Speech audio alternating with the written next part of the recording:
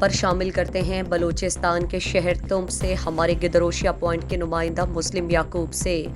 Government high school Khan کلگ دازن میں منشیات کے عنوان پر تقریب کا انعقاد کیا گیا۔ تقریب کے مہمان خاص ہیڈ ماسٹر لیاقت علی ہود تھے، جبکہ اعزازی مہمان سول سوسائٹی تم کے جنرل سیکرٹری اسد تگرانی تھے۔ تقریب میں منشیات کے حوالے سے انگلش، اردو اور بلوچی زبان میں طلباء نے تقریر پیش کی، جبکہ نعت خان نے منشیات پر نعت بھی پڑھی۔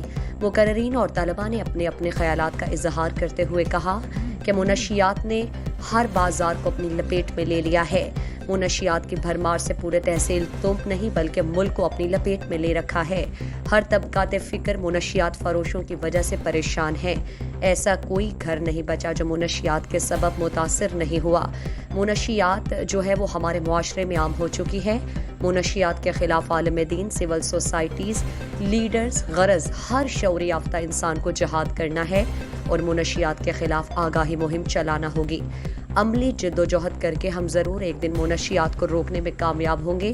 نسوار، گٹکا، جیم، سگریٹ منشیات کی پہلی سیڑھی ہے جو بعد میں انسان کے خون میں شامل ہو کر زندگی کو تباہ و برباد کر دیتی ہے۔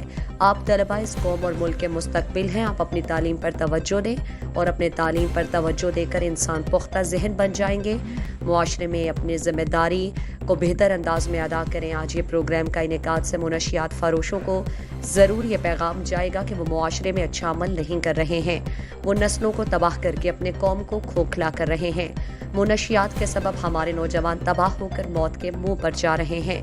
آخر میں مہمانوں نے طلباء کو انعامات اور ٹرافیاں دیں۔